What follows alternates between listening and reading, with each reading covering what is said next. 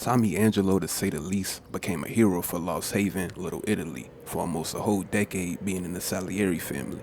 Coming up, he knew right and wrong, but right and wrong alone, though, was something that held him back throughout him making a lane change. Things wasn't a problem for Tommy until he had to figure that thin line out for himself with everything he got into, again, right and wrong. As soon as he was introduced, he would be in a predicament trying to find himself an out, and as many know, he already lost a lot this life brought him to even want an out. Thomas Angelo. Detective Norman.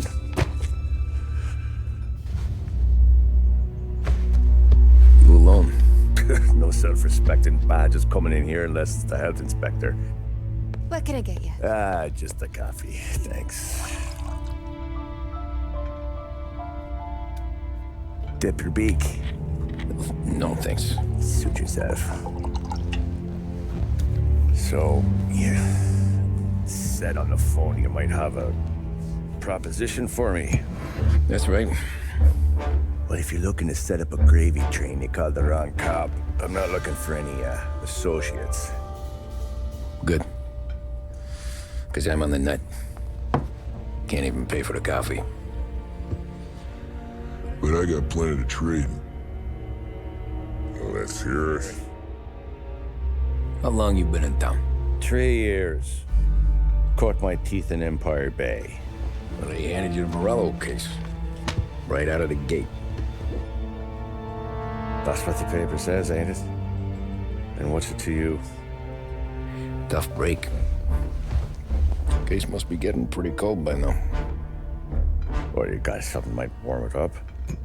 Yeah, I might have something. And what's my end of the deal? You want money? Some sort of immunity? None of that. I got people I need to protect. Families. Always the Achilles heel, ain't it? So who you got? A sick ma or a wife and a litter of kids? Wife and daughter. No one else to watch your back, I'm guessing. Wouldn't be here otherwise. Pity that. Pa always said a man needs friends if he's going to survive in this world. Yeah. Well, in my world, it's the other way around. No surprise there. Look, I can't promise anything for your family, not until I hear what you're trading. So, are you talking? Or are you just killing time before they come for you? Knowing his time was ticking, forcing him to do this deal with this detective, his biggest weakness would then be revealed. That being selective morality. Again, everything that's going to be seen already happened. So with this, Tommy breaking down everything, it's going to come from the side of morality within himself and the way he forced himself to be. To say the least, something that didn't mix well. Being here with Detective Norman, to say the least, was out of panic, not knowing what else to do, only seeing what could help him, even with the backstory he's about to give up. With this though, of course, before actually being at this point, again, everything will be told, even going to say how he didn't see how things became the way it did.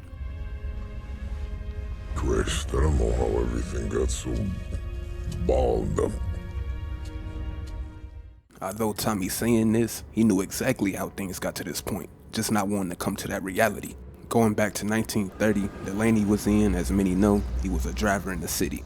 But the usual wouldn't be after having to play being a getaway. Tommy, though, is going to be heard, to say the least, paint himself to be a victim here. I mostly drove nights because the money was better. It was at the end of one of those shifts when I first met Polly and Sam. Son of a bitch! Watch out!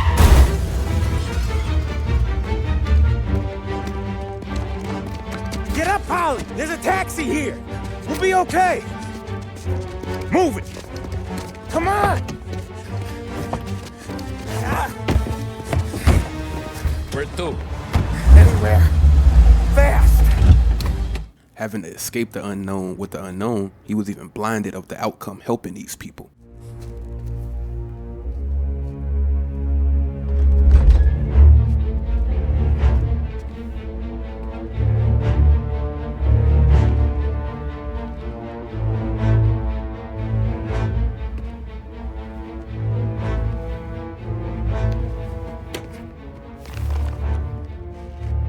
Compensation for your services. Any damage to your car. This makes us square. I'm sure it's more than enough. Good. Don Salieri wants you to know that he's very grateful. So if you ever need anything, maybe a loan or some honest work, don't hesitate to ask. Don doesn't forget his friends. Yeah, okay, thanks. But with seeing this, he then would mention what he felt about taking Don Salieri's offer. But this alone would still show his weakness. When I opened the envelope, I could have had a heart attack. Enough to fix the cab.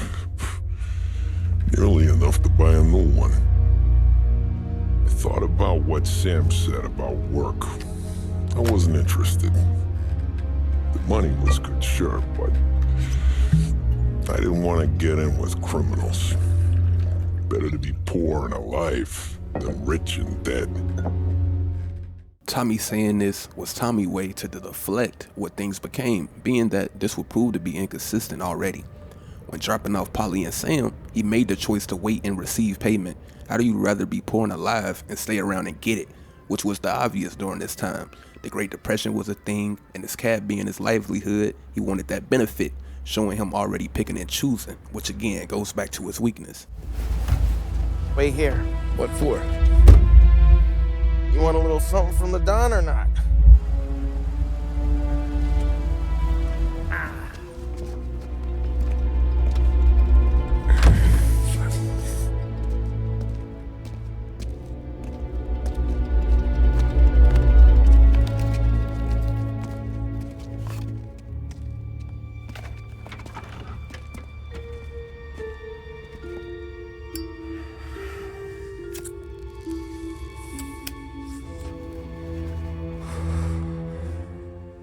So Tommy doesn't get the branch to say in the beginning things wasn't about money.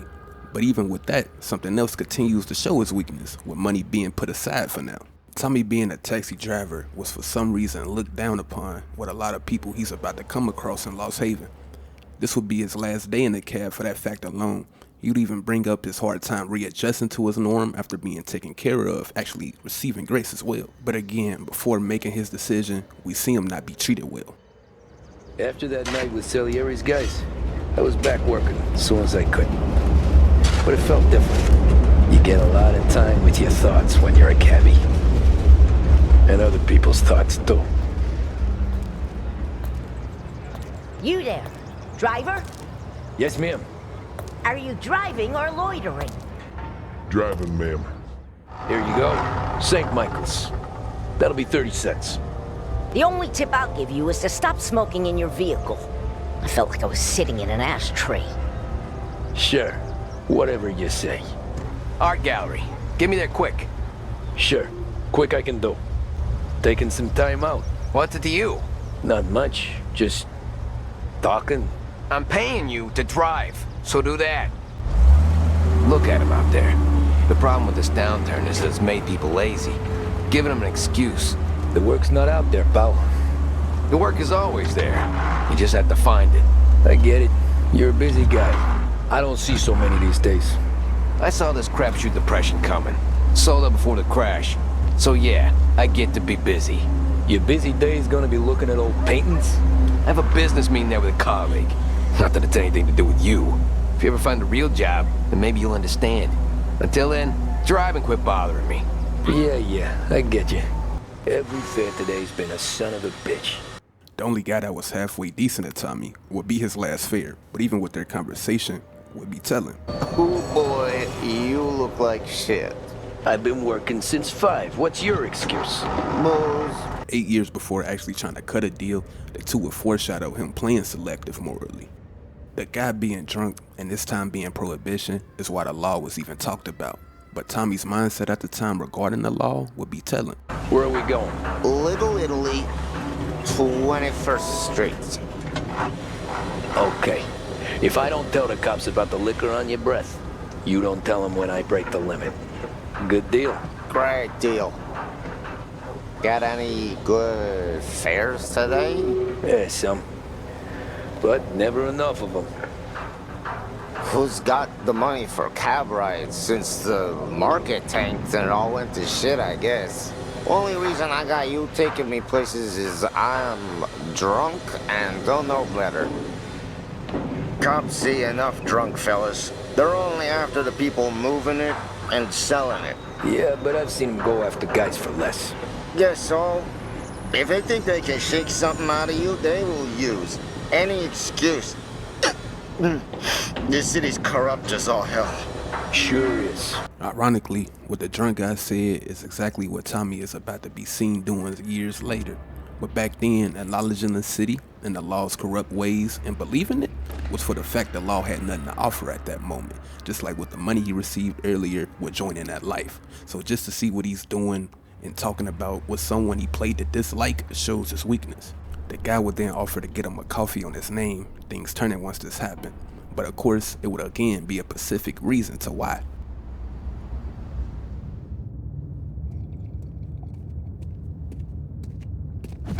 Whoa, Jesus! Hey, how you doing, pal? You remember me? Yeah?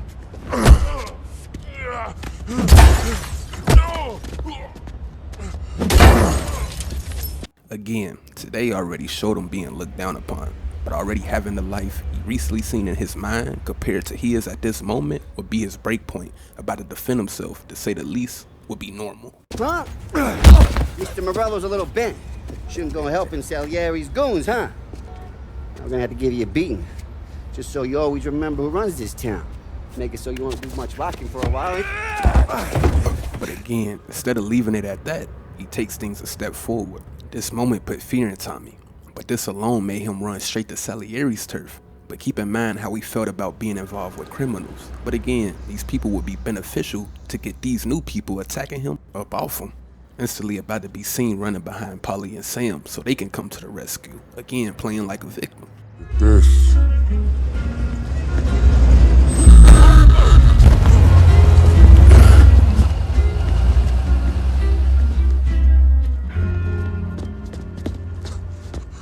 How you doing, kid? Dino, Lou. You got business with the Don? Nah, we just trying to talk to that cabbie over there, that's all. That right? Yeah. Well, this here's the Don's favorite driver. So anything you gotta say to him, you can say to me. Is that right? Well, I'll tell you something, pal, we ain't leaving empty-handed, that's for sure. Well, then maybe you ain't leaving at all.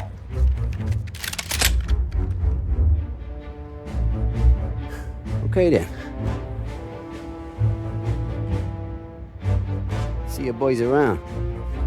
Let's go, Lou.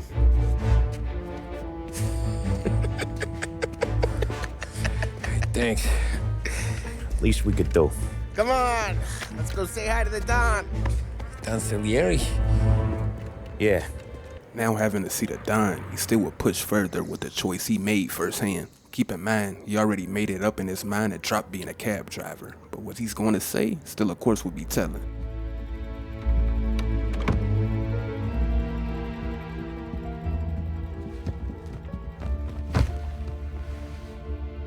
What do they call you, son? Thomas. Thomas Angelo, sir. Frank told me you ran into some trouble? Yes, sir. My cab got smashed up pretty good. Morello's thugs went after him by the kind of Tommy helping us. This, taxi. That's your livelihood? Yes, sir. I feel a sense of responsibility here. So I'm gonna set you up with a small loan, enough to get that cab of yours fixed up. I appreciate that, sir, but I'm not looking for a handout. Then what are we doing here? I just want a shot at the bastards who wrecked my cab. Tommy wanting to do something, of course, goes back to his weakness. In his mind, this was the right thing to do for him personally and the people in his room. Getting beat earlier even showed him quickly building a dislike for Morello and his crew. These things alone, he would get his requests granted basically off of picking and choosing, even going to say how he won't let Salieri down, trying to look a certain way. Still, of course, showing his weakness though. You hear that, Frank? The kid wants my permission to get into a fight. Yes, I heard. Okay, Tommy Angelo. All the Morello's girls hang out at a bar he owns. Paul, you know the place. Sure do, boss. Good. You can ride along with Tommy. There's a lot right next to the bar where they park their cars. Go smash up a few tin cans, send Morello a message. He can't rough up hard-working Joes in my neighborhood without getting a black eye. Thank you, Mr. Salieri. I won't let you down.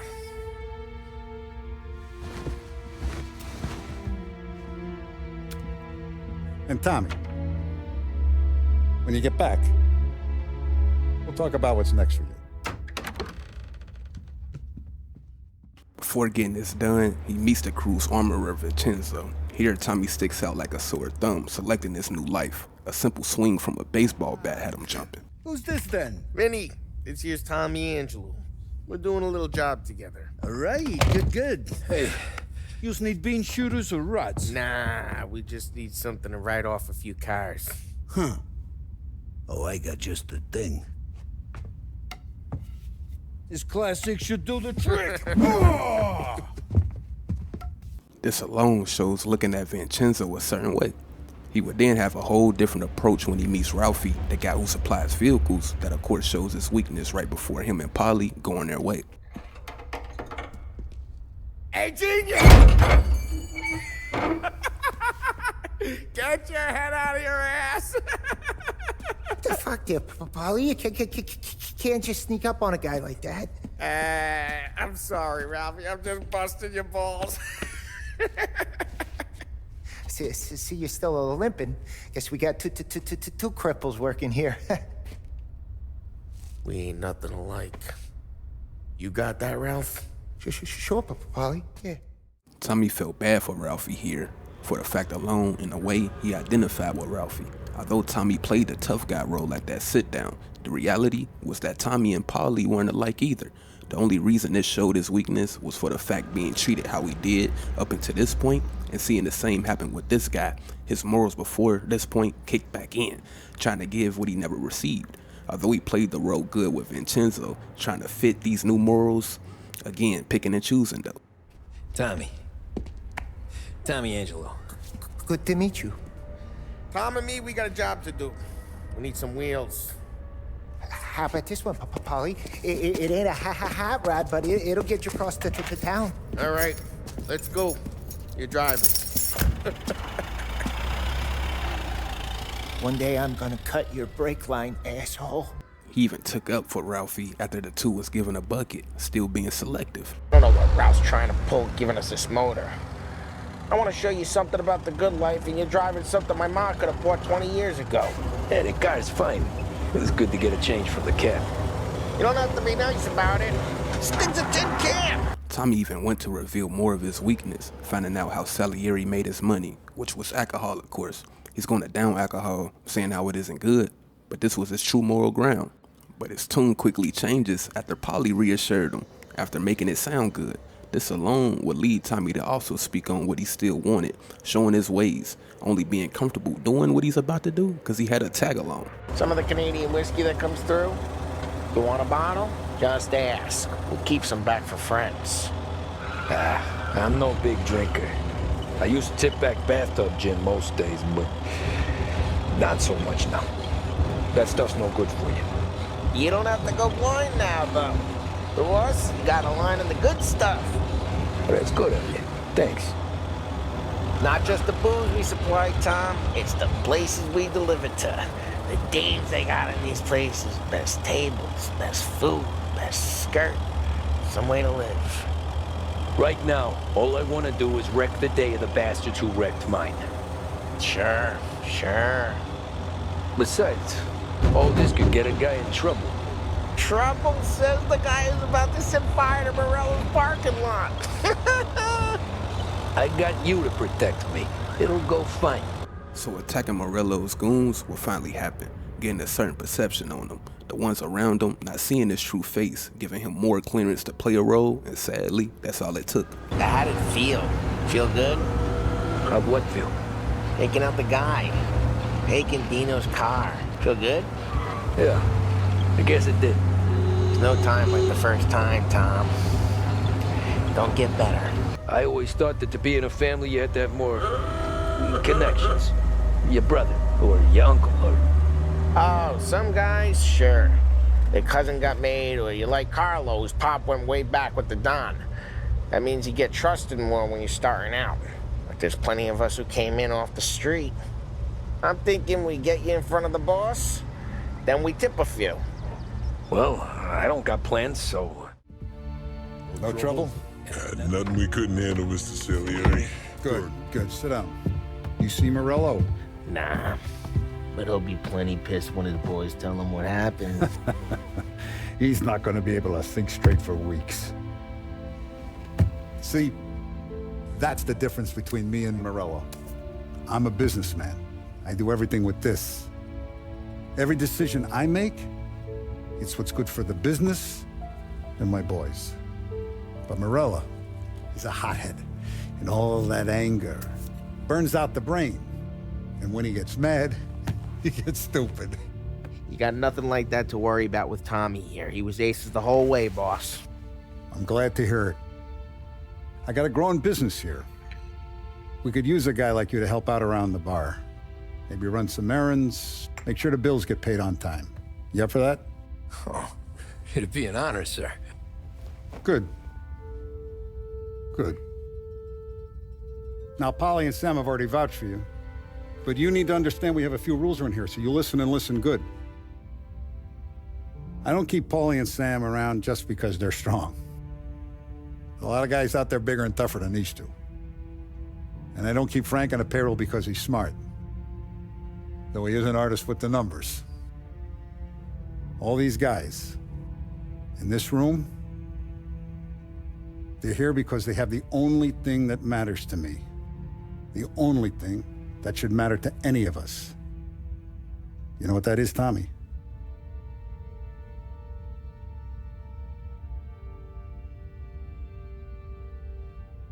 They're loyal.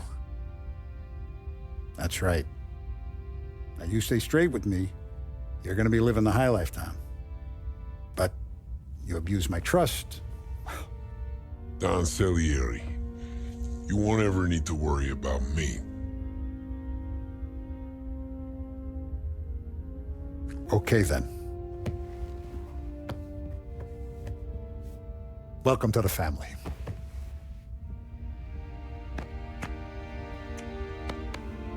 Excellent. Now I'm starving. Luigi, let's eat. Welcome. As we seen, Tommy was happy to be where he was, agreeing with Salieri's moral. But we'll see where he actually stands when things turn. Those first days in Salieri's bar were slow. I moved crates and delivered messages. The guys busted balls and told stories from the old country. Mostly, we just waited. I got to thinking, maybe life in Salieri's crew wasn't gonna get me clipped. Come on! But what did I know? You, Tommy? Come on, Yeah. feel the gas in your tank. Boss is waiting for you. And it's collection day, boys. So Tommy, you'll drive. Paulie and Sam can handle the rest. It'll be routine. The three going to their last pickup, the norm wouldn't be the norm, just like before.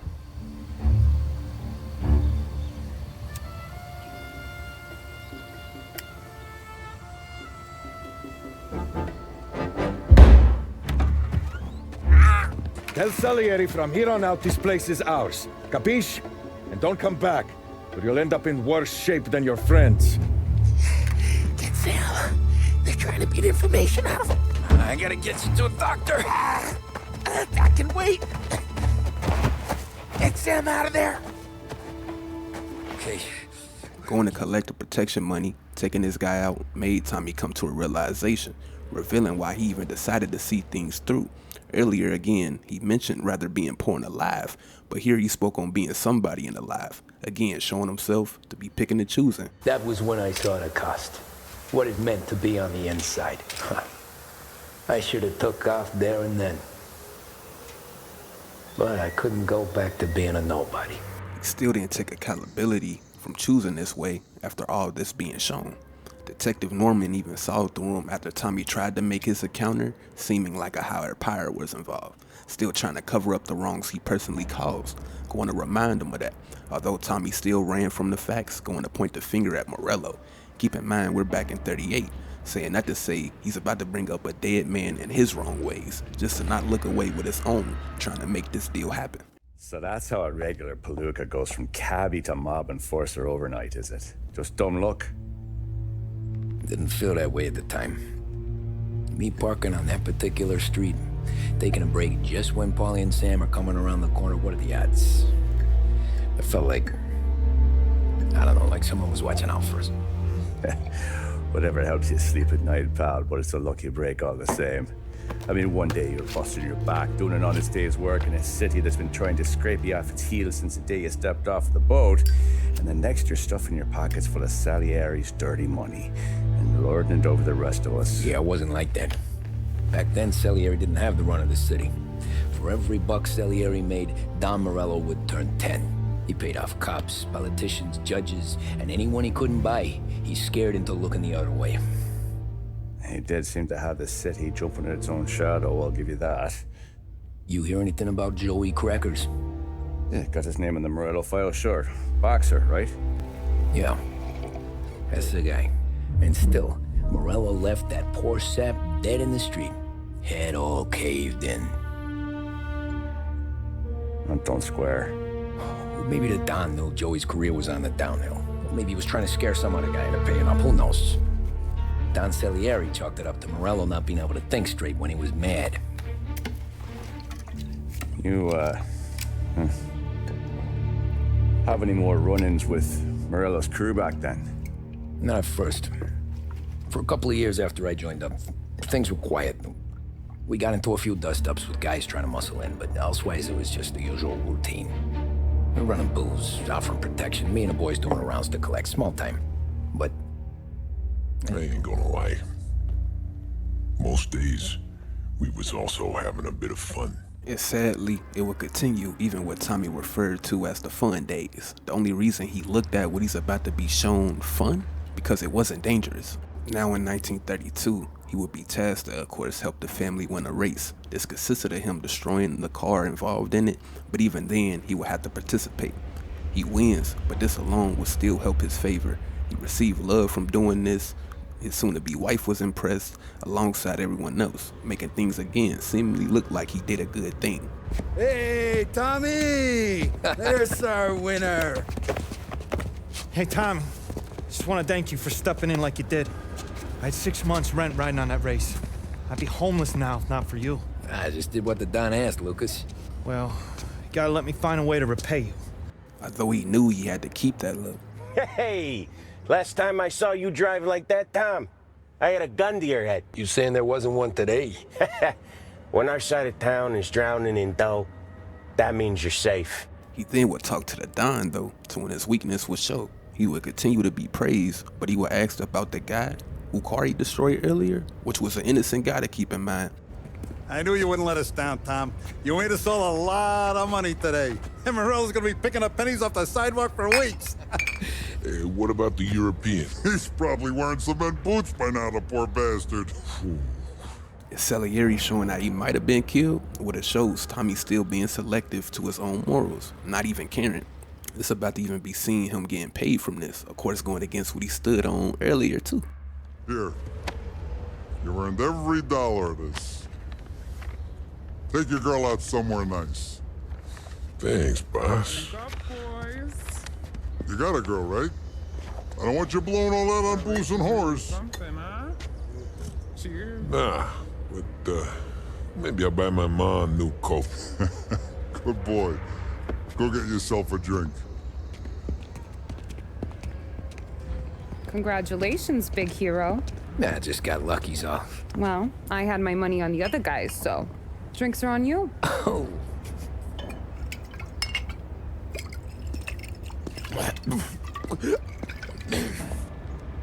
There. Now you're ready for the pictures. Thanks. And hey, when you're done celebrating, you might want to go find your buddy Paulie. He's so drunk, he's gonna get hit by a parked car. Yeah, okay. I'll get him home safe. Now leaving to take Paulie home, a lot of things said would be telling. Paulie would be venting, going to say how him and Sam go out their way to keep Tommy pure from the real. This alone, though, as we're going to hear, Tommy selects the right thing to say, still showing his weakness. You put me to shame, Tom. Look at you. Now you're even some kind of race car driver. We all got our... You're doing real good since you joined the family, but you know you got it easy, right? Me and Sam, we keep the real stuff from you. That right, huh? You don't know what it's like. You get the call to see the Don and your mind's racing. Done some bad shit, Tom. We're all in this together. I do what the Don asks when he asks it. Just like you. You're like me, you can't just shut it down. Blank it out like Sam does. Go home to... whoever the hell he goes home to. Hey, Polly, you're drunk. You're gonna have to clam up for your own sakes. Again, though, this fun day was only fun because the crew came out on top. Another day that he considered fun involved protecting the bartender's daughter. The only reason it wasn't a problem was for the fact that was something his morale to do. I'm heading home. Hey, Tom, before you go, I ask maybe a small favor. Huh? Sure, Luigi, what do you need? Walk my daughter home. Oh! Hey there, darling! Are you stepping out on us? Piss off. Don't cast a kitten, dollface. We'll let your boyfriend watch. What do you say? We going to have trouble here? Trouble started back when you tried to steal our girl, Chief. You saps aren't careful. You'll end up in wooden overcoats. Last chance to walk away.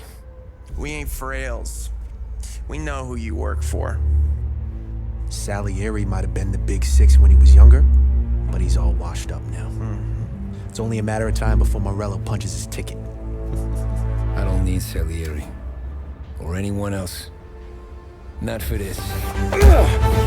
You got a good right hook, I'll give you that. You're bleeding. Come up to my place. I'll take a look. Well, you gonna come in and take a load off, or what? Been wondering when you'd invite me up. This time with Sarah, to say the least, he already knew what he wanted her to be. For him. This alone, though, will still show his weakness the next time he's at a sit-down from what happened protecting her. This can't stand. Sarah's okay, boss. I took care of it. She started working here before she could see over the bar. I don't have a daughter of my own, Tom. I'd do anything for Luigi's little girl. So would I. Notice how he made Sarah's well-being personal. But noticing this, he's about to clean it up to make it look like a family thing, although this was something that will benefit him. We all would. That's right, boss. Anything for Luigi and Sarah. Do those bastards think this is fucking Luna Park or something? I'll rip them apart with my own hands. Our business is protection. But who's gonna pay up when they learn we can't even protect one of our own as she walks home from work? So what do you want us to do? Teach these boys a lesson. Break every bone in their bodies. Put them in wheelchairs. Bust their faces up so bad, even their mothers can't look at them without screaming. We know where they're holed up. My friend on the force says we should start looking into Chinatown. Then Big Biff will know something. Tommy, go to Vinny, get us some gear. Meet me at Biff's place. Yeah, okay. Hey, here for some heaters, Tom? Nah, I'm already going and healed. Paulie and me, we gotta give a beating to some punks who've been on our turf. I don't want to pull this and piss in our own street. There's something to bust heads. That's all we need. You gonna know these punks when you see them? Yeah. Though, I guess if I don't, all we gotta do is find the other guys in Chinatown who look like we do. Yo. Oh, Billy, it's the guy from the other night. We gotta go. Instead of things being a brawl, though, he would have to think right and wrong. And to say the least, he felt wrong. Johnny, get down! Oh, come on. Get us out of here! Shit, we gotta get to a car, Tom! Scram!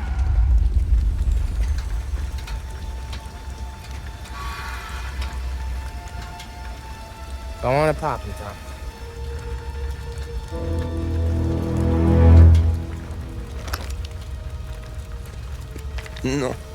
No, wait. But feeling bad, again, shows his selective morality. Paul even points out what he acted like he wanted out of this, after having to do that for him. Please, I don't want to fucking die, man. Christ, Tom. You can't feel sorry for these animals. A guy like this would plug you if you give him the chance. You gotta pull the trigger without thinking. Guess I'm out. This one's finished too.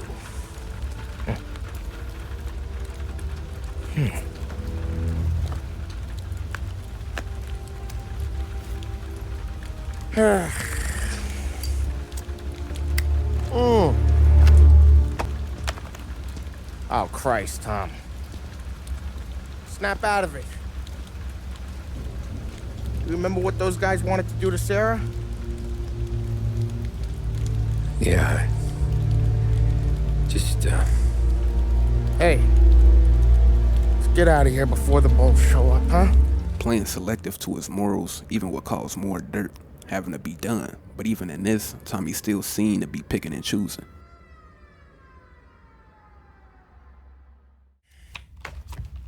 We have business to discuss, Paulie. We're in it now, boys. One of our associates at the coroner's office sent this over. Corpse's name is Giolotti. You recognize him? Sure. That's one of the punks we ran out of the neighborhood. Now he got the bullet in the back of his head? Yeah. We capped him. Well, the cops ought to thank us. We did him a favor. The guy was a rapist, boss. If that was the case, why was it hard for Tommy to kill him in the first place? But again, this would show his ways to be inconsistent. Even about to be told his role and coming out on top in this, once he realizes it's bigger than killing.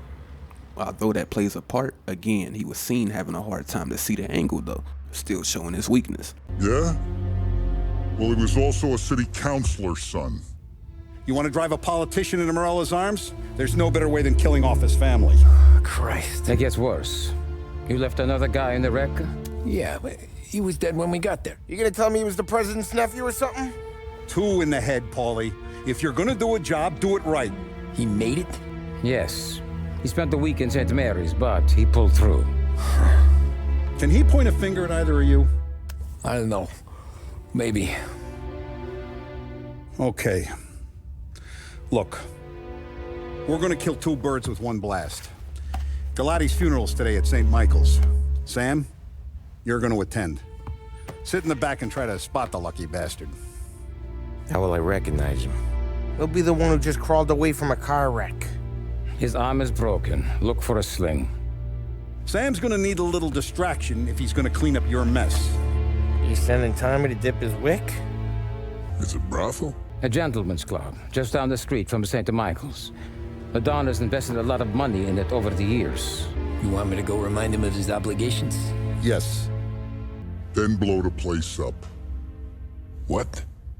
Morello wants to take businesses away from us? He'll inherit craters. Okay. What about the manager? Take care of him wherever you find him. If any of the horse see it, well, it'll be a warning. Once he's out of the way, head to his office on the top floor. Grab any documents and money you find there, and place the explosives. Vincenzo will see that you have what you need. And you think the blast will be big enough to give me cover? Yeah, but be smart. Only take a shot if you know you won't get made. Tommy, one more thing. One of the girls is passing Morello information about our operations. Before you blow the place, you'll need to take care of her too. You want Tommy to kill a twist? Come on, Frank. It's just bad luck this falls to Tom. But we gotta protect the family. Her name is Michelle. She's usually working one of the upper rooms. Her photo is in the folder. You boys clear on everything? Yeah. Tom. I got it, boss. Then get it done. But if that wasn't bad, Sam knowing who he was supposed to kill, he had Tommy not kill. Going against Salieri, of course. Only doing it, selecting his real moral to do the right thing. Although again, this is going to be against other morals he had to do, which again, he chose. Don't go anyplace yet. Gotta hear me out on this. It's about the girl. Michelle? Right. You don't have to rub her out. Just make her disappear. You know her? Yeah. I've been with her a few times. She's a good egg, Tom. Just maybe not so bright. She doesn't deserve to get plugged just because she likes listening to me talk. You think she'll leave town? When she understands what'll happen otherwise, yeah, she'll leave. Here's 100. Give it to her. And make sure she gets far away. Okay, sir. I'll see what I can do. That's all I'm asking. Let's go. Michelle. She's the one from the racetrack, right? Tom, that was the last time we're ever gonna talk about her. Ever. I told you what I had to ask, and you listened. Gotta leave it there. Okay. What kind of world is it that when you screw up, you get sent to a cat house? Well, I have to clean up your mess at a funeral. You see the justice in that? I see a job I gotta do. But again, he plays a role doing what he had to do. From the manager... You must be the manager. Don Salieri sends his regards. All the way down to instilling fear. You scared then? Good. Don't you ever forget how it feels to be this scared. To know you're just one twitch away from a hole in the ground. Because if you ever show your face in this town again, they're gonna find you with 2 in the head. Do you understand?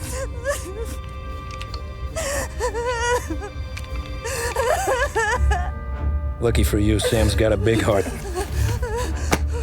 While still about to be seen being morally selective once he plants a bomb, going across his heart.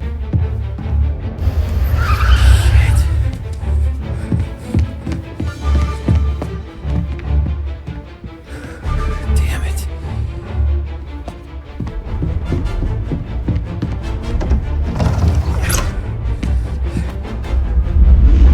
Jesus.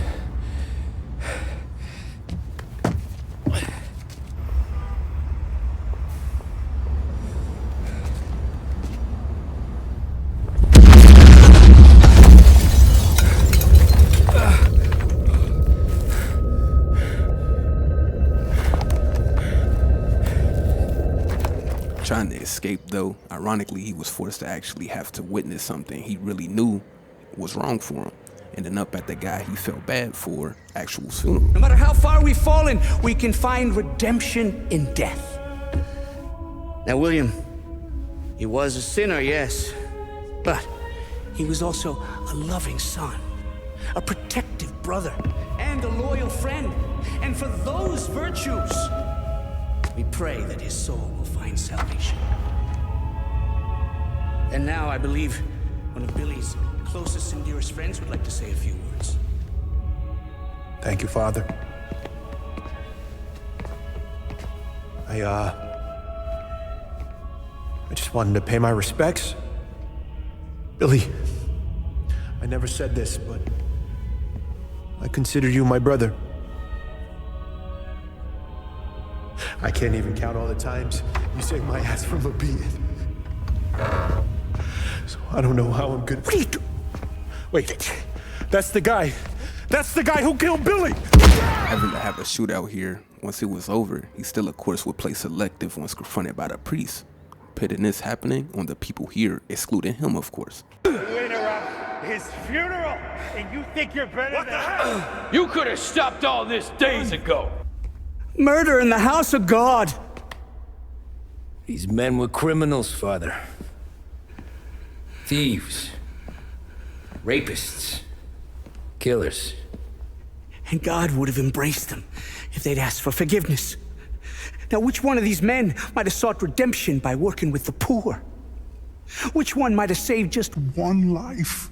This ironically what Tommy did, but his moral doesn't mix in this way of things, able to still not come off as a hypocrite. None of us, Father.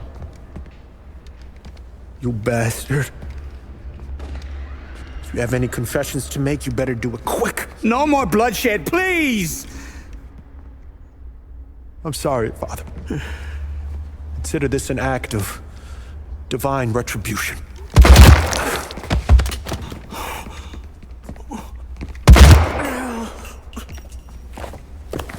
That make us even? Sure. For now.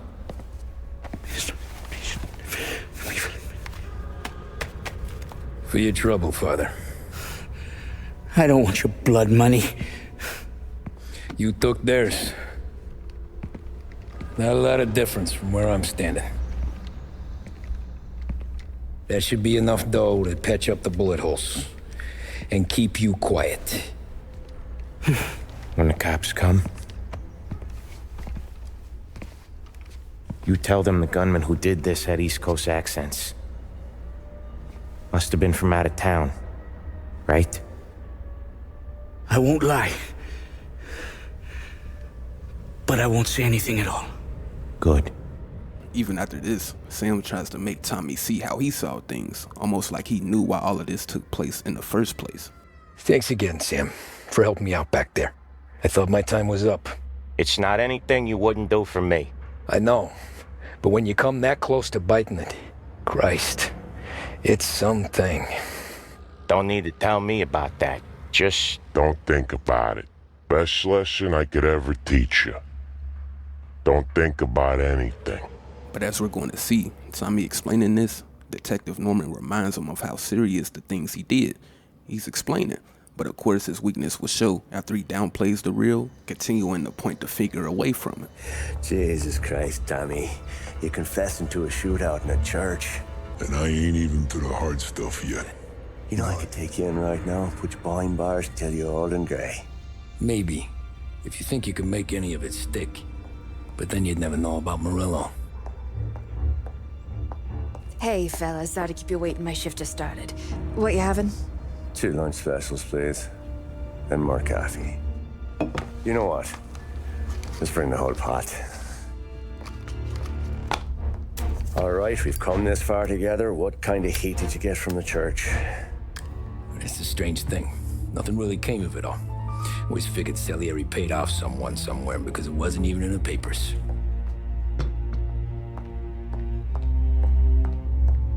We just had to lay low for 7, 8 months.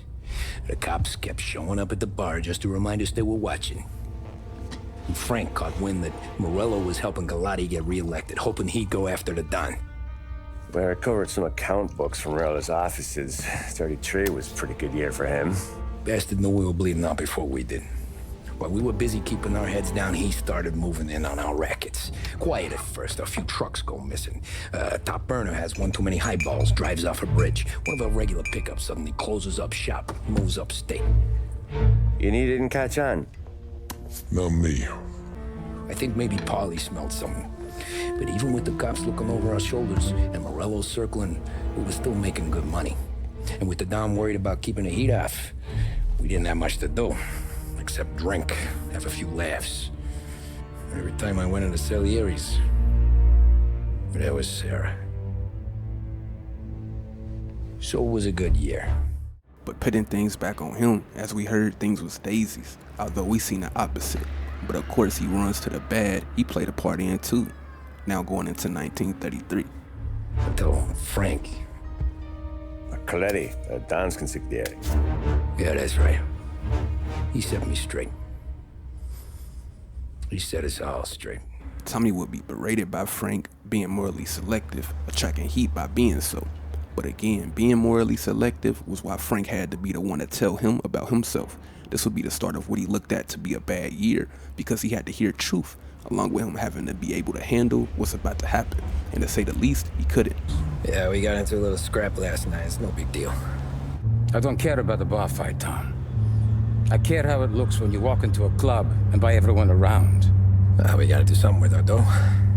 Then blow it at the track on Sunday. Or take a dame to a show. Or invest it for Christ's sake. You want me to become one of those Wall Street boys? Don't sass me, Tommy. I'm trying to teach you the ropes, so you don't get strangled by them. You ever have a dog, Tom? Sure. Little mutt when I was a kid. When I was 8 or 9, before I came over from Sicily, I had this beautiful skinny Cerneco dell'Etna. Like a little greyhound. Fastest dog you've ever seen. That's how I met the Don. We started setting up races together. Betting on her with coins and rifle shells. There wasn't another dog that could catch her. She never lost. Until the day she did. We were only out the pocket knife, but I never saw the Don so angry. She got old on you? No. Pregnant. She went into heat, got out of the yard, and every dog in town had a turn. You're like that dog, Tommy. Every time you flash your money around, you're a bitch in heat, and everyone in that club is now looking to fuck you. And once you get fucked, you're no good to us. Do you understand? You made your point. Good. Because you need to think about your career here. Look, Paulie's hit his ceiling. He's the guy we want in a tussle, but he's not smart enough to run anything. Sam is loyal, but he has no vision. But you, Tommy, you could run this town someday. Well, I appreciate that, Frank. So, what happened to the dog? The Don tried to drown her. I broke his nose. You can let me off here.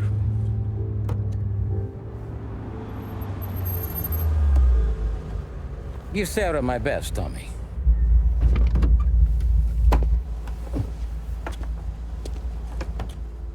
After this, Frank would then have him meet with Sam and Polly for a deal. Things will go as much as you will expect, but Tommy of course picks his morale in this situation, doing what he was supposed to do. He ain't coming. Okay. Let's go find him. That bastard is just 3 sheets, and I'm wrecking a new suit for nothing. I swear I'm gonna kill him. Here. Just in case Frank was right. I'm gonna go grab them boys, get them sorted out. You go ahead, see what's what. We'll catch up with you. What kind of guy shoots a dog? This don't feel right. Jesus. Drop your weapon. You first. We don't have time for this. Sorry, pal. Guess we're doing this the hard way. Okay, then. Get over here! But as soon as things turned, he went back to his true moral, finding out who he took out to be cops. Although, by what he was shown earlier back in his cab days, you would think this wouldn't be a problem. What took you so long? Looking for Sammy? Did you find him? Nah, not yet. Just him.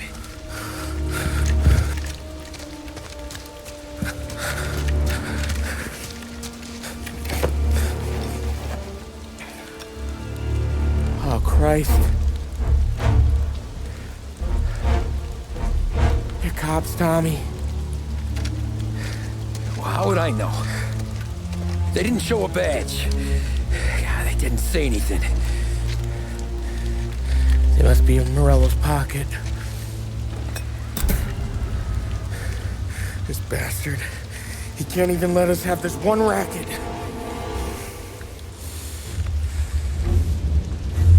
Forget about it, Tom. You gotta find Sam and get out of here. Finding Sam, though, would make things worse. Still, of course, being selective. Now I'm going to say how they've been through worse.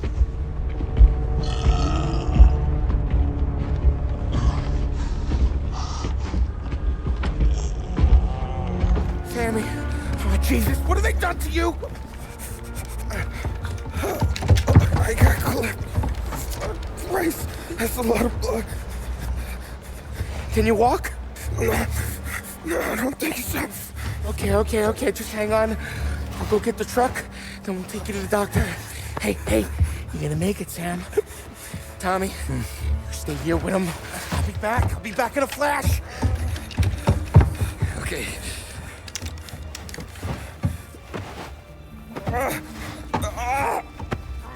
Fuck!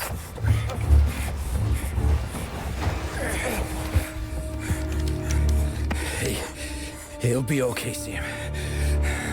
We've survived worse. He then will have to escape the law doing so. We see him focused on Sam, still of course showing his weakness though. visibly being disturbed this night, even with being lied to that he did good, although he knew. Sam!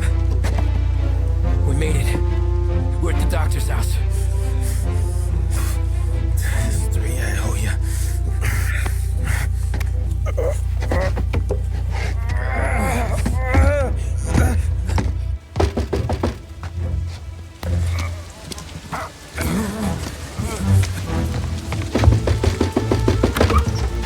Paulie, what the hell are you doing here so late?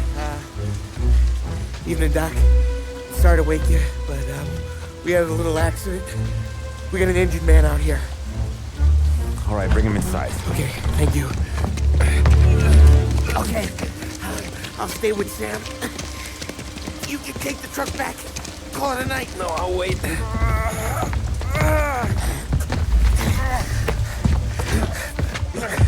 The doc's already got his hands full. No sense in both of us breathing down his neck. Go on, Tom. I'm gonna be fine. Okay.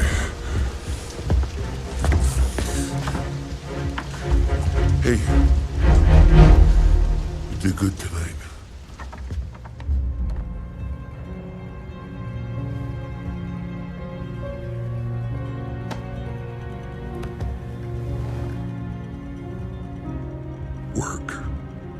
This encounter alone, he went out to ask Sarah to marry him, although again, showing his inconsistency, now wanting to start a family after bringing pain on other families.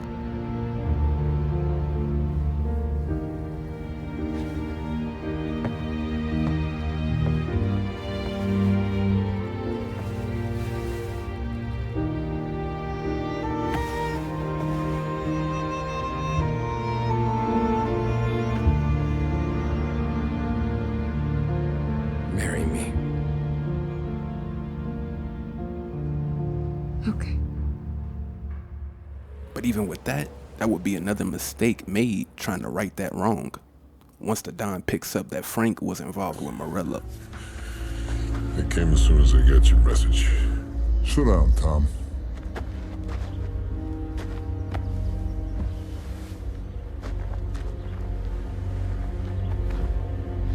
We have a mole, Tom.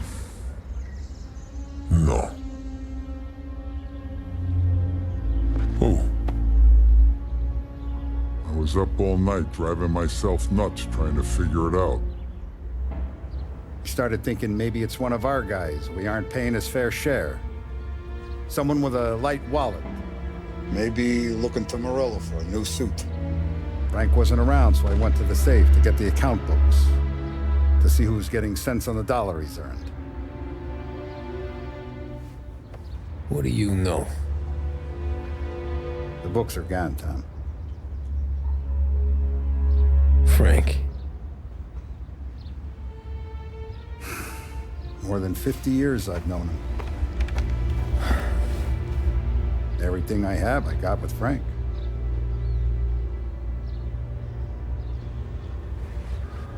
And every buck we've earned, every dime we've paid out, it's all logged in those books. Frank hands those over to the feds, we're finished. Tommy trying to give Frank the benefit of the doubt would be something he tried to do. Knowing this was something he did wrong, but realizing he still had to kill Frank, he still would have to do it. Frank respects one person in this whole town, and that's you. This has got to be some kind of misunderstanding. I've been calling him all day. I went by his place. He's gone. His wife and kid are gone. But why? I don't know.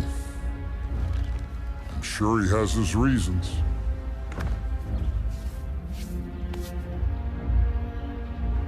Maybe he's still smarting over the dog. The one you tried to drown? Yeah. Same one I shot after he wouldn't let me sink her.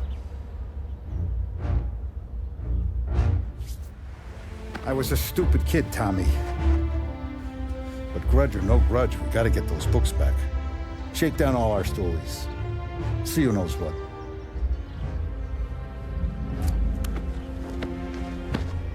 When you catch up to Frank, you get those books. And if he doesn't have them on him, you make him tell you where to find them. After that, you do what we gotta do.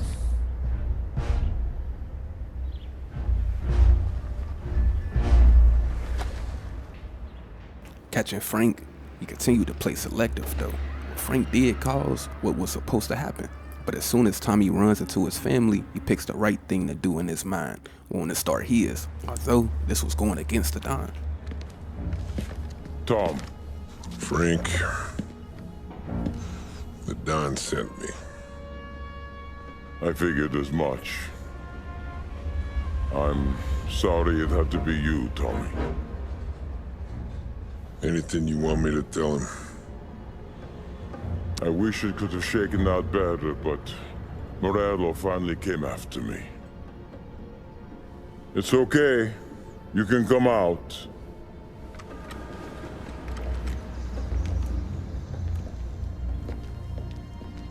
Morello offered me a simple trade. The Don's account books for our lives and tickets out of this town. Told them to get on a plane. Go on march, Alice. Get aboard. Frank, you're coming with us. Not right now, honey. Just get buckled in. Tommy and I, we have some serious business to discuss. But Frank... Get on the plane, March. For Alice. For me. Get on the goddamn plane, please.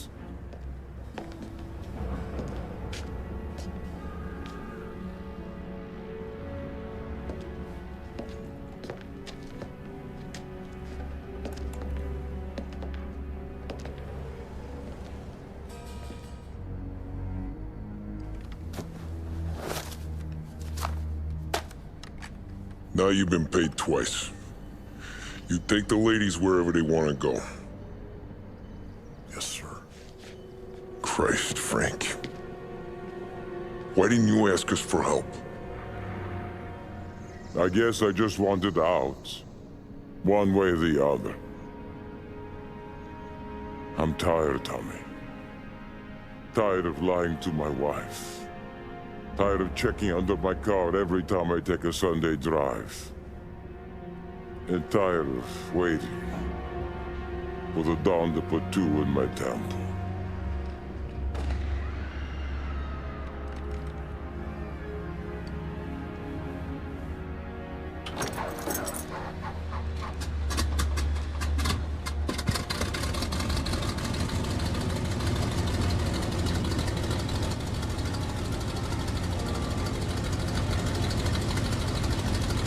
God damn you, Frank.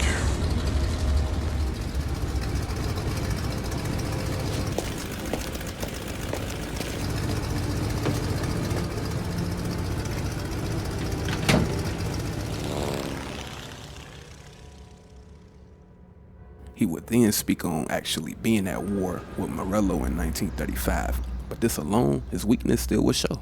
He would even reveal the spats the two families had would be for nothing once Prohibition ended. But the fact that Cruz survived that, he's going to be seen putting that before what he actually felt bad about. Sounds like Salieri was getting ready to make his move. Working up to it, maybe. But then, Prohibition ended, and the bootlegging business got knocked on its ass. Oh, that fighting over booze meant next to nothing. It took us a few years to recover. But when we did bounce back, boy, it was something. We took what dough we had from the moonshine and Canadian whiskey and invested it into new rackets. Some of them even legal. Construction, restaurants, trucking, gambling. We branched out into everything, except peddling dope. By 35, things were looking up. We had good money rolling in on the regular. I had a wife and daughter. Sam was running a club for the Don. Even Paulie had a few rackets of his own. Wasn't exactly happy, but what do you call it then? Content. Yeah. That was it. Just like Paulie, Tommy was the same way, just not speaking on it. Again, pointing the finger. Talking to Salieri the year before, we saw this firsthand. Look at these houses. Big yards, white picket fences. It's the American dream, eh, Tommy? I suppose. Not for you? No, sir. I like being closer to the business. Don't let the flower beds and front porches fool you. There's more criminals out here than in the rest of the city combined. Is that why we're in the neighborhood? But again, only bringing up his family while everyone else had something else different going on was him continuing to try to look like a saint. But with this fact, in this year, we still would see the opposite of a good guy, especially with the two families again about to go to war. That's interesting. You think Salieri was sourcing highbinders in 34? Maybe. Why? Well, a few years back, the Vice Squad got a judge on solicitation of a minor. Once in the box, he started confessing all sorts of misbehaving, trying to get a deal. But he copped to taking kickbacks from Rollo and your man Salieri. Playing them off one another, trying to goose the take, but once Morello found out, he threatened to bury the judge's kids on the beach, still breathing, of course. Christ. That was the missing piece. How's that? Morello was always winding us up, but he never did anything that might start an all-out war. Learning Salieri was building his own bench must have finally tipped his scales, because in 35, he hit us with both barrels. When things turned, he was already seen gloating about harm someone faced to his father-in-law, a guy who was known around to be around in his younger years. Face, and pasted it on his face. But Salieri were interrupted too. But going with him, we will see something telling to his weakness. Wait till you taste the casaca, Tommy. Oh, more wine. Hey, more wine here, please, quickly. Firstly, Tommy arriving at this restaurant, he started to realize the fear Salieri had, along with noticing the reaction of the people actually in this restaurant. Keep in mind, he's at this point and didn't want to leave this to be a somebody, but this still wouldn't show. You're going to love this wine. It's a... Don Salieri! Welcome, my friend. Welcome. Good to see you, Pepe. Yes. Hey, come. Our guest has arrived, huh? This was something Tommy obviously noted as far as how they looked from this point forward, but things still would reveal itself. My mother, she would be so honored if you tried her caponata. Excelente, bravo, bravo. Bene. Let me get you a chair for you, huh? Sit, please. And to drink, a Chianti. I've been saving this just for you. Yeah, bene, bene, bene. Enjoy, huh? I'm glad you're off the roof, Tom. Here is revealed Tommy cut drinking, although he downed it playing Holy way earlier with it. He started to coke, consuming it like Paulie. He would then reveal why he stopped in the first place, which was him about to be selective, finding out he couldn't hide his ways. Sarah threatened to leave me if I didn't dry out. I know. She told you? No. I put her up to it. Drunkards get sloppy, Tom. I didn't want you to make a mistake we couldn't live with. This being a threat in a way still showed his weakness. Salieri only had Sarah to get him to quit was for the fact he knew he wouldn't if he did. This whole encounter would have him still being selective, realizing he had to, once now looking away, especially when now about to be attacked. For you? And for you. Pepe, the meal is a masterpiece as always. Molto grazie, Don Salieri. Praise from such a gourmet as you, it filled me with joy. You wouldn't call me a gourmet if you knew what I had for supper.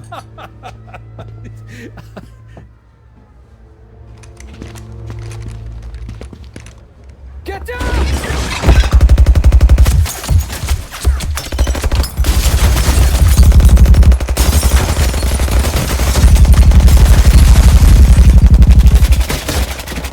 What the hell?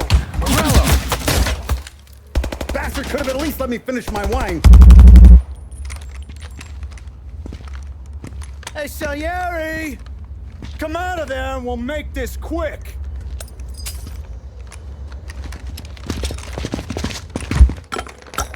Shit, watch out!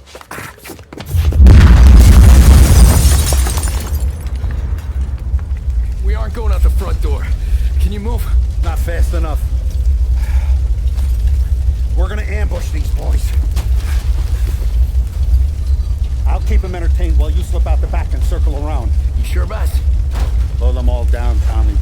Not one of them goes home tonight. Okay, boss. Be careful. Tom, just be quick about it. Tommy then is about to be seen to call it here, but realizing that's not an option, he of course will start to be regretful, even with Salieri realizing the family was betrayed.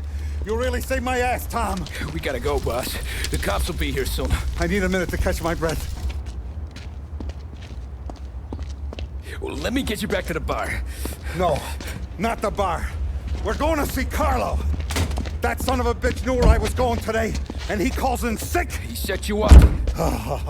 To us, Tom, you could have ended up just as dead. Yeah, I know, boss. Carlo's jacked up with some dame in Holbrook. Let's go see what he has to say about all this. He still would try and play that role set upon him. You better dangle, sweetheart. But once they cornered a guy, he would still of course feel bad, even with what he's about to say, showing his selective morality. They made me do it, Tommy. Please, I can explain. There's only so many rules in this life. You broke them all. He's still alive. I'm not sure.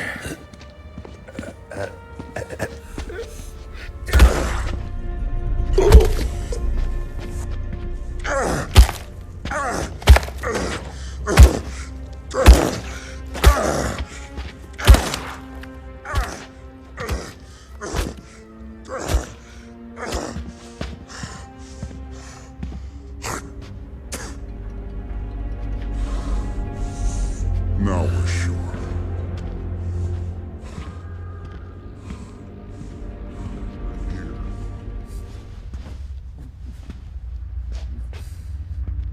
Salieri's still alive.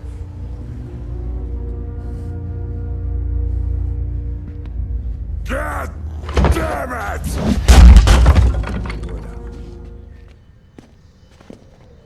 Hey.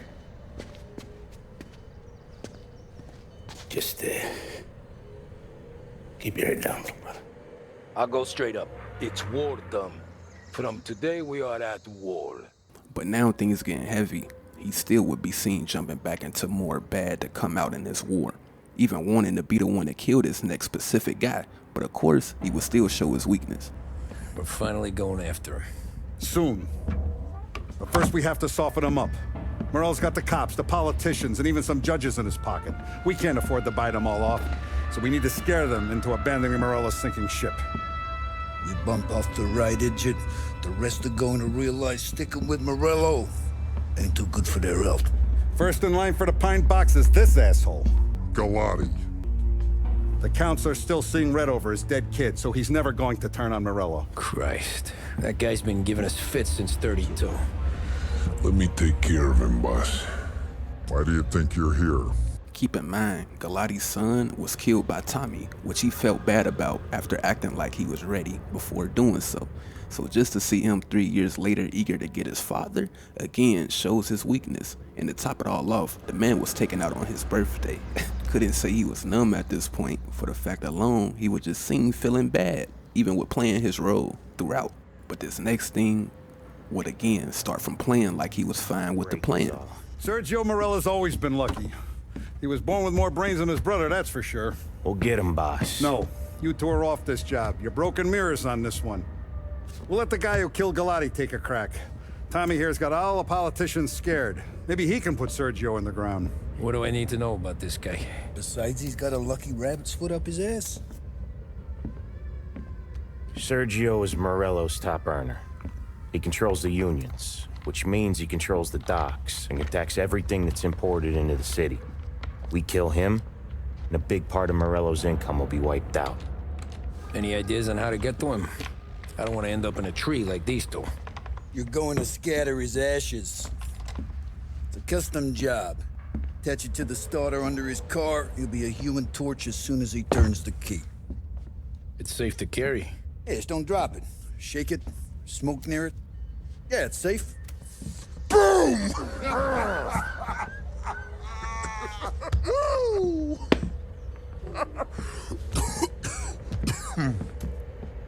Get it done, Tommy. For all our guys Morales killed. And for all the money he's taken out of our pockets. I'll take care of it, boss. Planting this bomb, he was ready to watch the fireworks, even to call his wife to pass the time. Hey, you want to go dancing this weekend?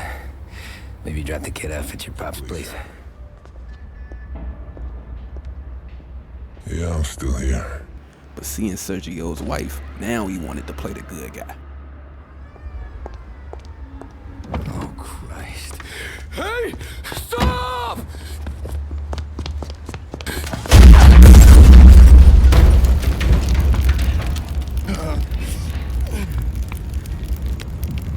No, no, no. Oh, God!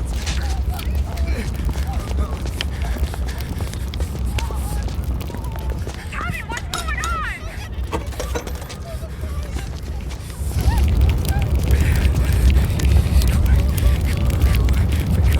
Pick up. Vinny. It all went bad. Hey, pull it together, Tom. Whatever happened. There's nothing you can do about it now. Even with this, Vinny was right. Don't lose the plot now. But again, this will show his weakness. Again, what happened. This is what can happen. But regardless, killing Sergio had to happen as well. Sergio's luck is running out. What are you talking about? Sam and Paulie have found him. He's in Georgie's restaurant across town. You need to get over there fast. Okay. Tom, you okay? Yeah, it's a car bomb. Things went south. We could draw about it later. Right now, we gotta get that bastard. Let's go.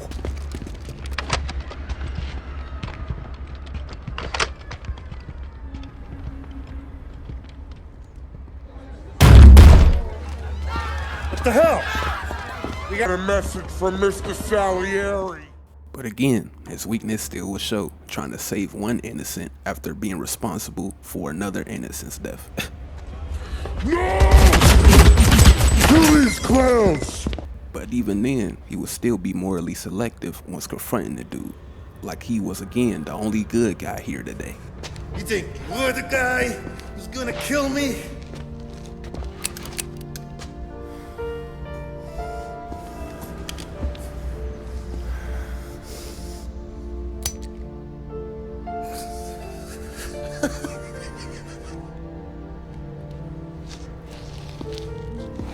What did I tell you? No one can touch me.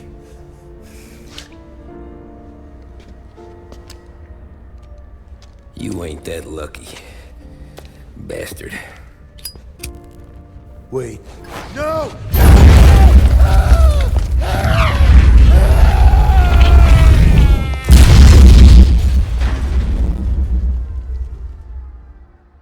The war still would continue, but Morello would decide to pop out in the midst of things. Morello wants to thumb his nose at us. Taking a show like there's not a war on, we'll meet him in the streets. We do him like this. We wait outside the theater till the end of the show. All those rich assholes will start coming out. That's when we hit Morello and his guerrillas. In a crowd. Before they see us coming. The theater's going to be packed. And not just with Saps. There's a good chance the mayor, maybe even the chief, might be there too. That's the goddamn point, Tom. We kill Morello in public. In front of the city's creme de la creme. Then they'll all know who's in charge. And it doesn't matter if you have a badge or a gavel or a fat wad of cash in your pocket. If you cross Salieri and his boys, you're dead. Okay, boss. We'll get it done.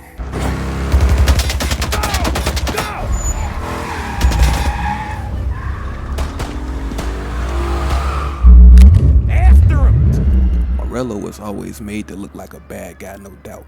Even from what Tommy always heard and his own experience early on. So of course doing this will close the book on the wrong he did, looking at others' wrongs though.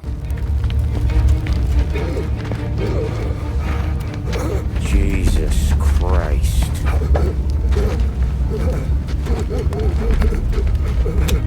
Bastard's daddy doesn't even know it yet.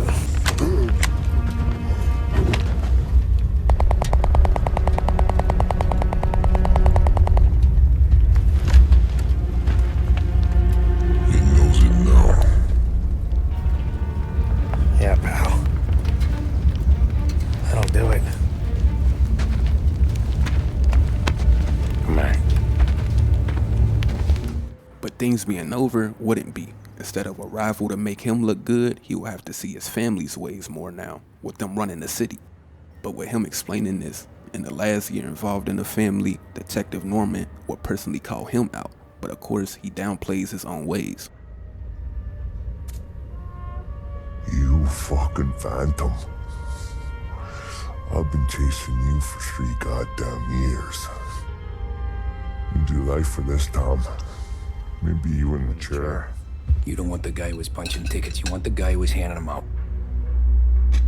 Him saying how he was just the guy that punched tickets, which was the guy that killed, like that wasn't that bad in this situation, considering all the stuff he did, continued to show trying to benefit himself, even with everything eating him in the process. Detective Norman would finally catch on to his end goal, but would continue to show his ways.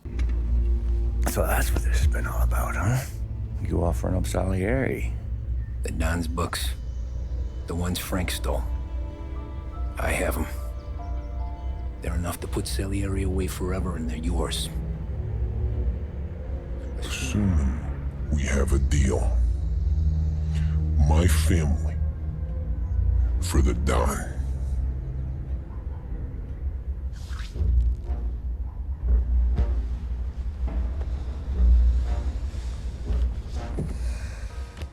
Notice throughout, he spoke on and held on to that family word.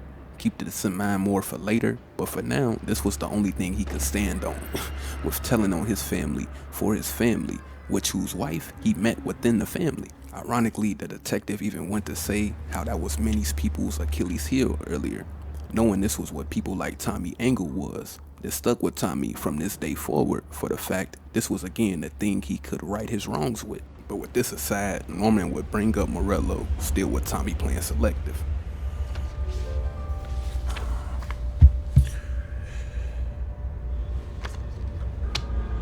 You recognize anyone? Look again.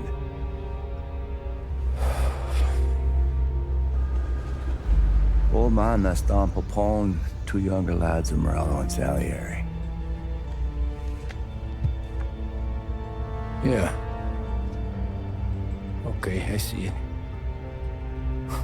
That must be what? 1920? April. Morello's wedding. Salieri was the best man. Jesus. They're just kids. Now already soldiers in Papone's map. So what happened? How did they go from being best mates to Morello on a slab? I don't know. I didn't even know they were friends.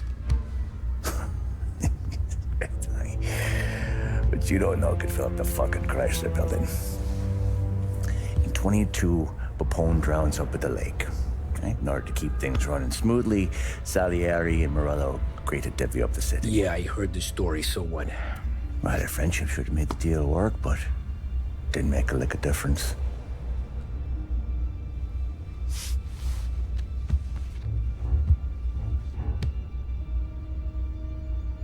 After Morello, Salieri was beaming, thinking we ran the whole damn town. Me, I was just happy the war was over. But then I got to thinking about something. What good was all of Morello's money if it couldn't protect him from a regular Joe like me? Cabbie, for Christ's sake. So now he's just a cabbie, forgetting why he wanted in the first place.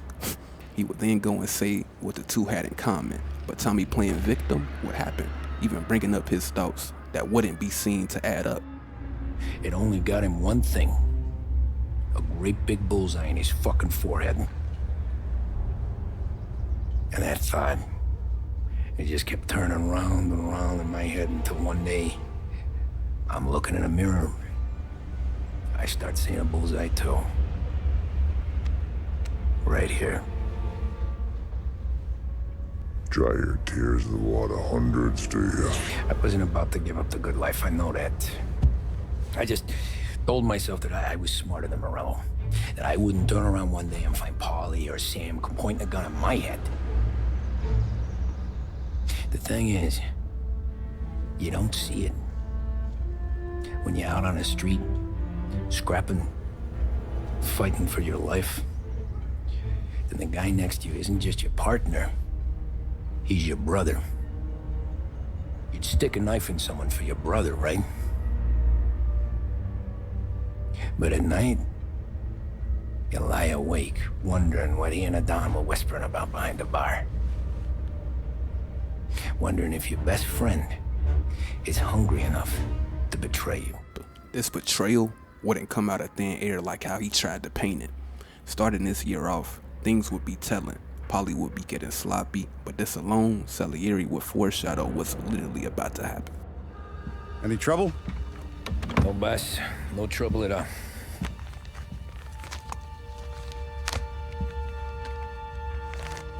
Got something else for me?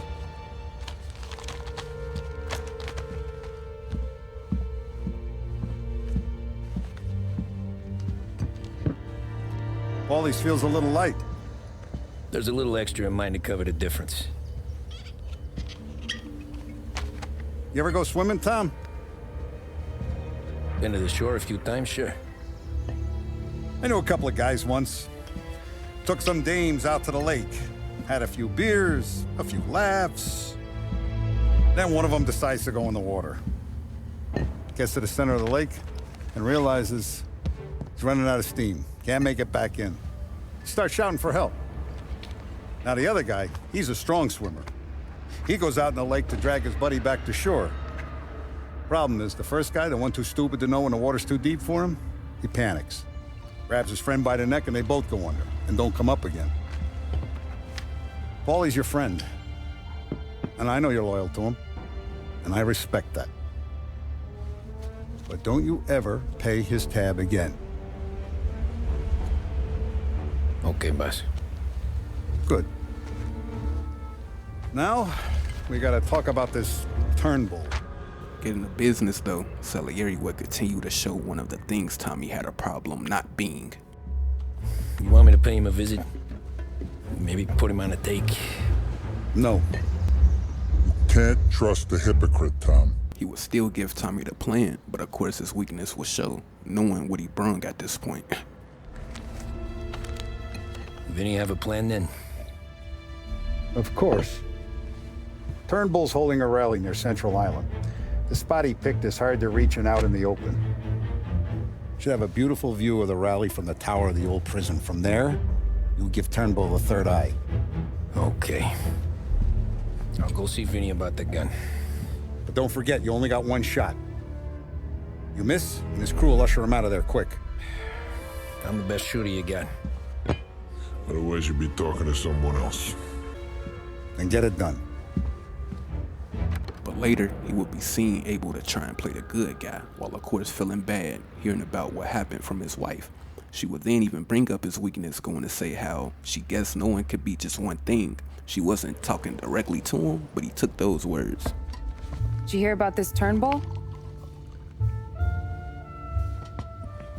Heard he was crooked as the day is long.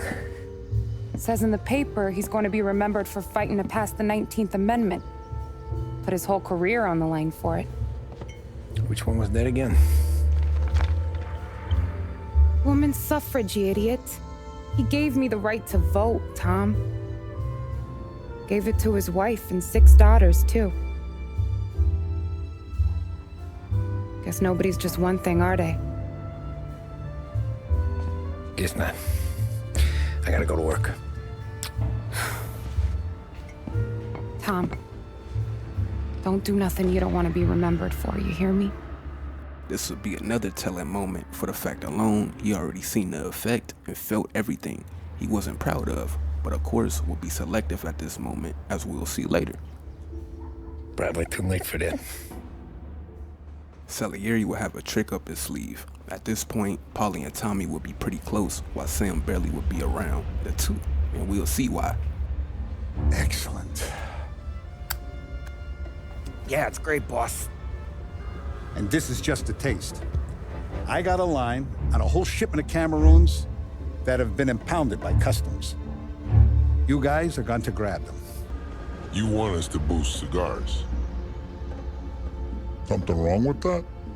Tommy again will start to be selective morally, looking down upon this. This alone, though, would show the tension in the room and why him and Polly was out of the loop to begin with, and why Sam wasn't around. Still, it seems, I don't know, small time. I just knew you were a smart one, Tom.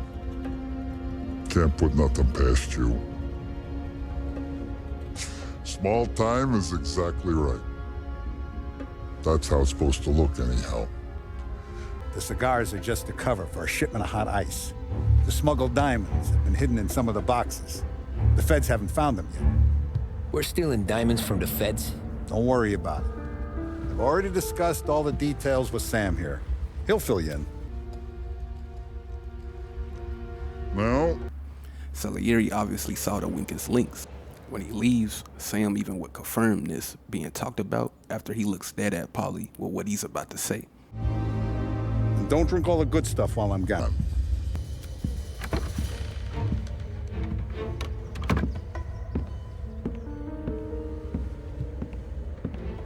You know about this? Boss and I worked it out last night. We got a plan. Now, I'm not saying it's a good plan, but it won't get us killed. Probably. But Tommy still had to play that role, though, once Sam had to remind him of the moral within the family. Come on. See if we can get eyes on a customs truck down by the docks. You all right, Tom? Yeah. Just trying to figure out the angle is all. What's there to figure? Boss says a job needs doing, we're doing it. Just seems like a lot to put on the line. Even for some diamonds. The feds pinch us. We could do serious time. Then let's make sure we don't get caught. Right? Yeah.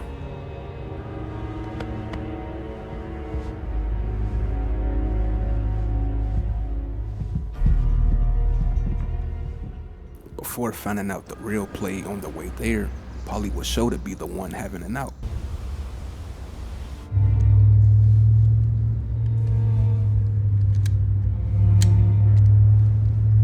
Will you relax? You're making me nervous playing around with your piece like that. Sorry. Just got a lot on my mind is all. That's so. I'd figured there wasn't enough room up there. Go ahead and laugh, assholes. You guys are done. I don't even think I got plans. But you're wrong. You got big plans. Yeah? Spill it then. What are you working on?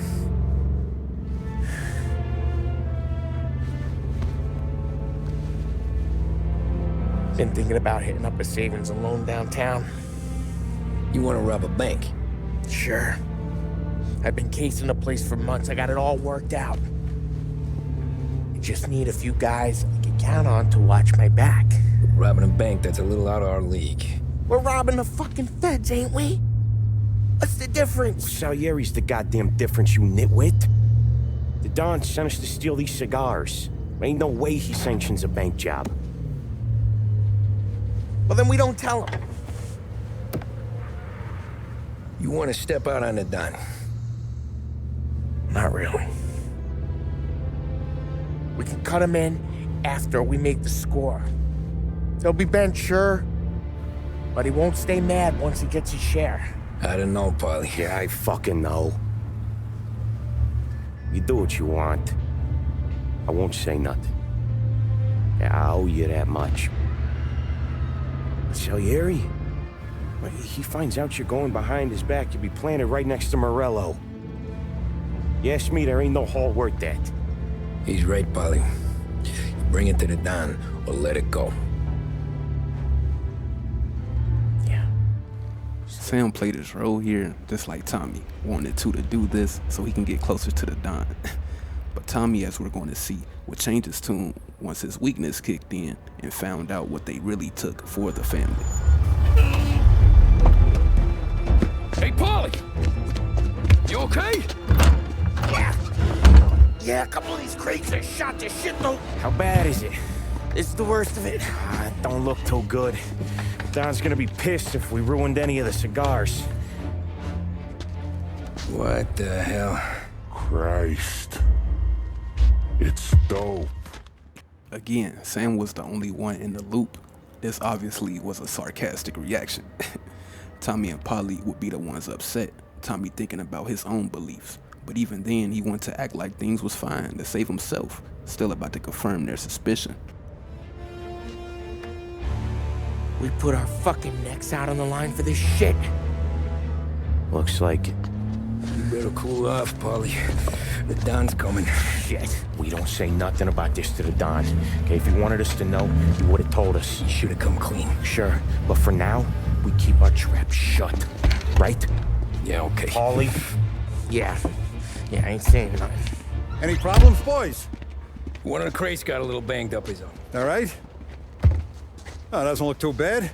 Might have lost a few cigars, but otherwise the merchandise should be okay, Mas. Besides, ain't diamonds supposed to be the hardest thing around?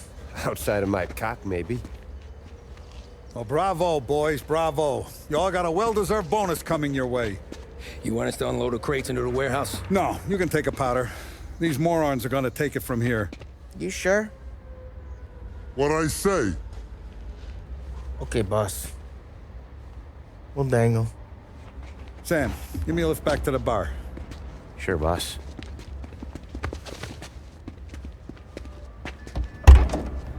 Guys coming? Nah, we'll take the train. Okay. See you later.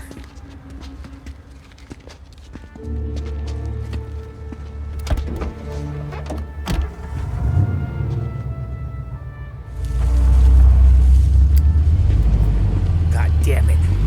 I just about had it, Tommy. We got busted with all that smack, we would have died in prison. Yeah, but what are you gonna do? I already told you. The bank. Yeah. I don't care what Sam says. I'm getting that score. How much you figure? You want in? We're just talking. I knew I could count on you, pal. Knowing everything robbing this bank would bring shows Tommy wanted to do this because of his own principles, ignoring what this would bring. He wanted this life for his own self and now wants to leave it for his own self. This wasn't even for his family that again he formed from the family he's now about to betray. Salieri in the beginning spoke on dope being something that won't be tolerated, and Tommy seen other things that happened. He said he wouldn't. But again, this would show his weakness. For the fact alone, Tommy did and became everything he said he wouldn't as well. Looking at things too one-sided. Again, playing the loser and the victim mentality man that caused what's about to happen, while morally being selective after relaying to a loser. A family to look after. I get that. But think about what this could mean for them. Watch it, buddy. You're treading into enemy territory without a map. Yeah. I don't know what it's like for you going home to your wife and kid, but that's why I'm doing this. Who's gonna marry me? Nearly 40 years old and nothing to show for it but my rap sheet. Christ. I'm ready to punch my ticket right now.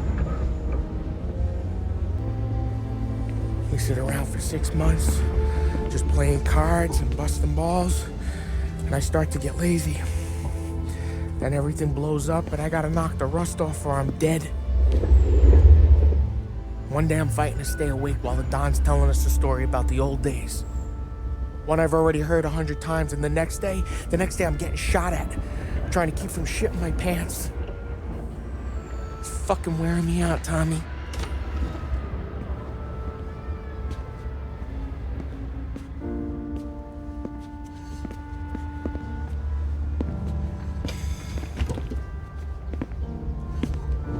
So you're looking for the big one, though? I know it's a snipe hunt.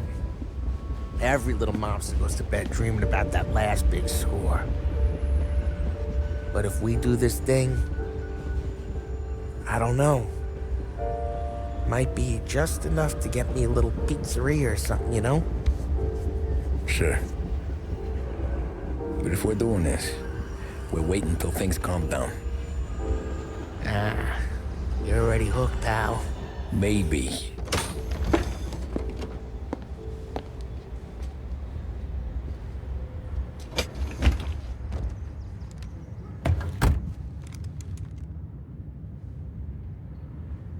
You doing this? We're doing this.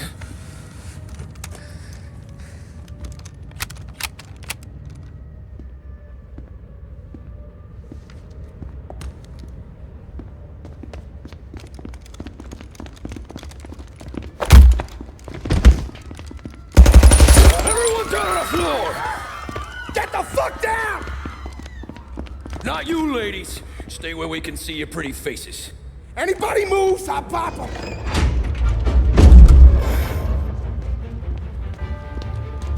Jesus, Mary and Joseph. With a horse now feeling betrayed, coming out on top for a quick second, he still took time to show his weakness, getting to safety.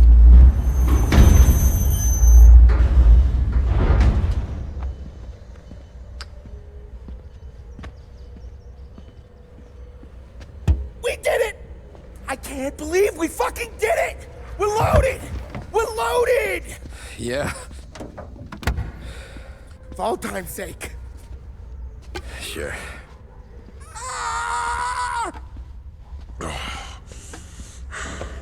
We gotta go. I'll see you tomorrow. Unless I'm halfway to Hawaii. Oh, come on. I'm kidding. Talking about his plan around someone who showed not being interested, being the known outcome, it would be a no-brainer of what's about to come. Pack a few bags. I'll swing by after I go around to Polly's. What ain't you telling me, Tommy? Nothing. Sure, you and Polly are suddenly flush and now you want to leave town for a few days? That don't square. You're moving, even when you're standing still. Yeah, you're nervous about something. Polly, you don't even know why yet. Well, that must be it. You better figure it out before you get to Polly's. Just in case it's him that got you all wound up. Polly's all right. Don't worry about it. Ah, Jesus.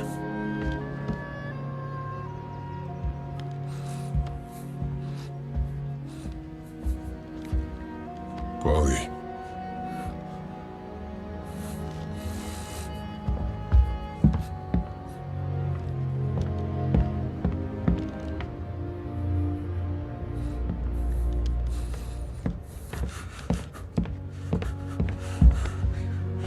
Polly. Oh, God.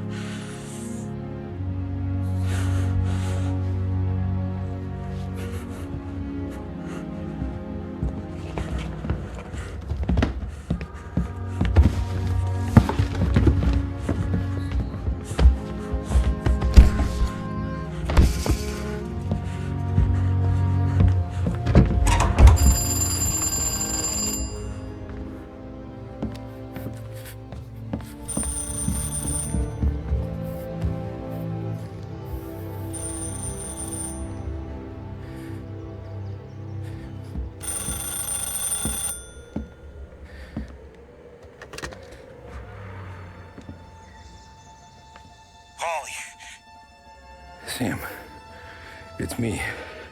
It's Tom. Where's Polly? He's dead.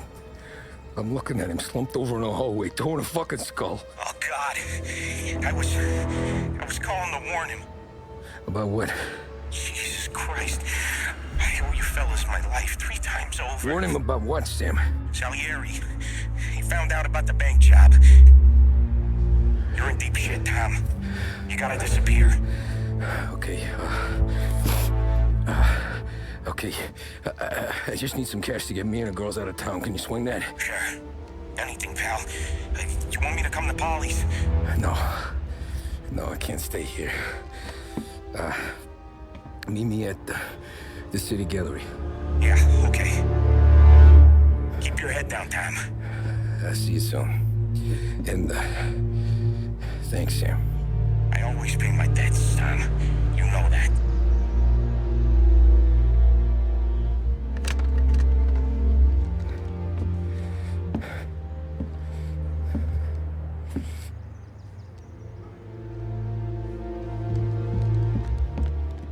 Selective morality would be the reason he would even be set up.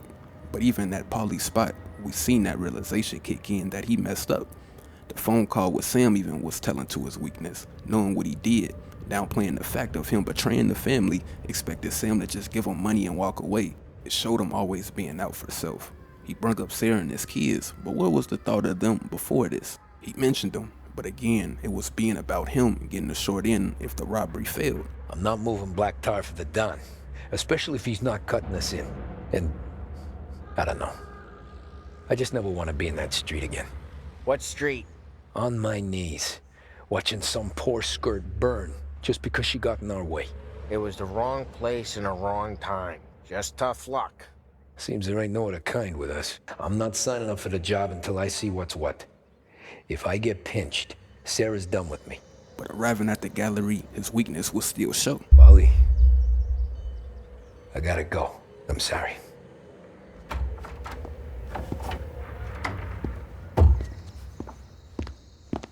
Don't move, Tommy. Shit.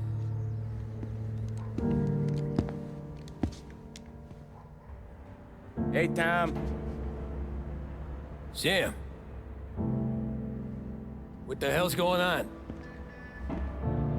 You and Polly put me in a bad spot. I know, Sam. And I'm sorry about that, but I need to get out of town. Can you help me or not? Tommy, as we seen, didn't get the point, only trying to get what he wanted out of being here. But Sam would continue to call his weakness out. There you go again. Making me choose between my friends and the family. This is what you were looking for, Polly's. Here's your cut. It's more than you deserve. Sam. You killed him. You killed Paulie. No. Paulie got himself killed. And you seem real tore up about it. I'm just in a good mood. Things are right between me and the Don. I'm moving up, and I just found this big bag of money. Sam would then reveal to Tommy more of what he did before this point. That couldn't happen, but of course Tommy would do something telling. The Don knows about Frank, Tom. The whore, too. That whore. The girl you were sweet on. Notice he didn't mention Frank, only bringing up the girl he saved for Sam. Tommy only did this was to not look and feel like the only dirty one, still trying to find that out. Sam pulled a cold move for sure, but remember, Tommy only did this for his own sake, not trying to kill a female, working more in Sam's favor though. Again, it's a cold truth, but Sam would even say where Tommy went wrong. You're the one that let her live.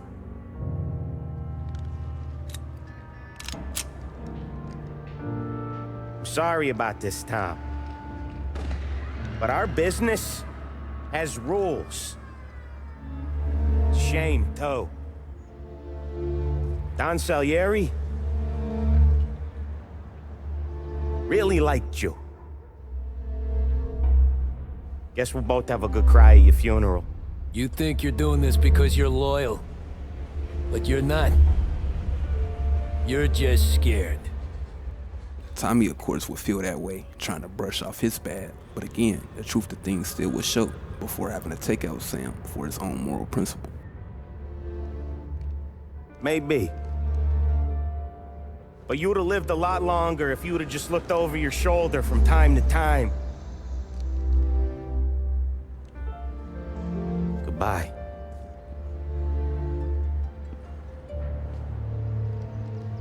Don't let him suffer, boys. He's my buddy.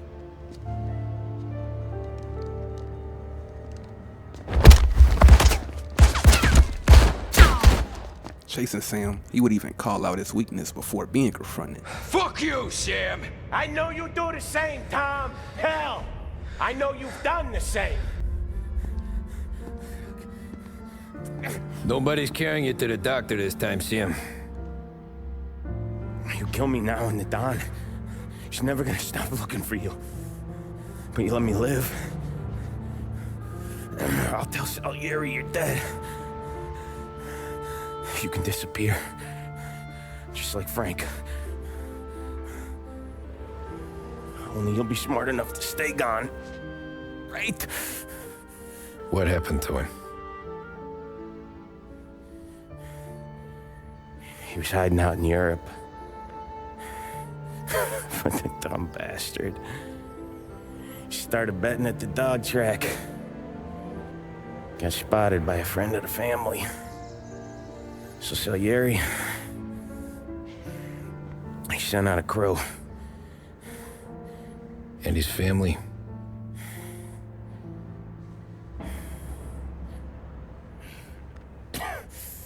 Christ.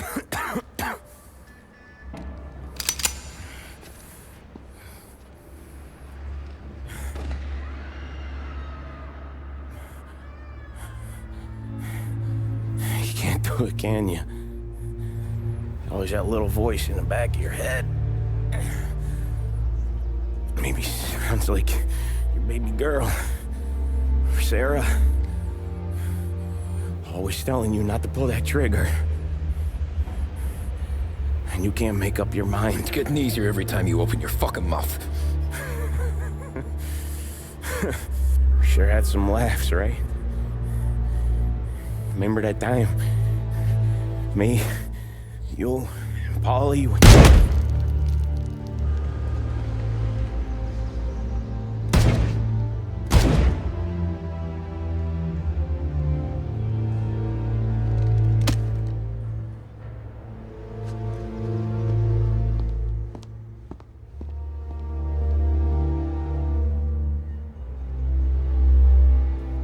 Telling everything bad on others while covering his ways, along with being silver-tongued with this detective, this would get Tommy a step closer for a chance of a real out.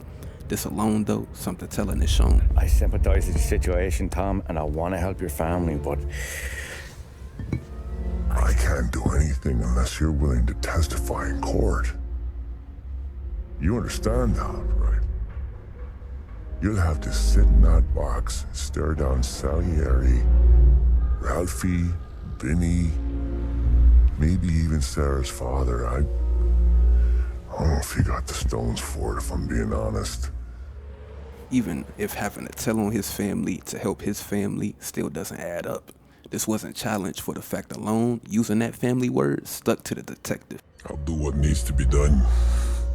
But you need to get my family new identities and ship them far away from here. Well, hold on. There's a long road between us sitting here bumping gums and Sarah sleeping under new stars. Then I'm sorry I wasted your time. And mine. I gotta get out of town. Look, Tom. I got a family too. Wife, 4 boys.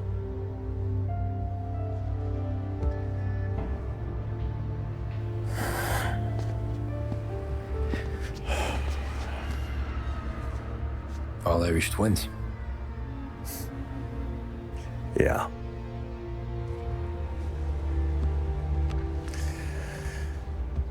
So you know I understand what you're going through. All the worrying over them, the fear that one of them's gonna go before you do.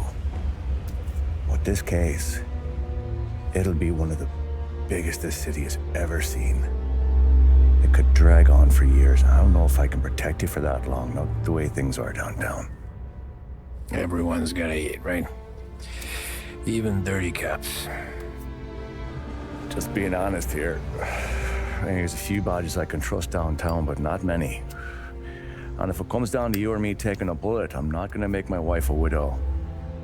Keeping you alive ain't exactly the moral course, but I'll try. That's a pretty good sales job. Trying to make me think you got nothing on the line. But this is your whole career right here. However it works out for me, whether I live or die, you get to crack the Morello case and take down a Don.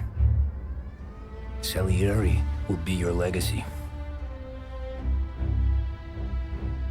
Don't go thinking you know me, Tom. Salieri belongs behind bars, I'll help you so long as you help me put him there. That's all this is.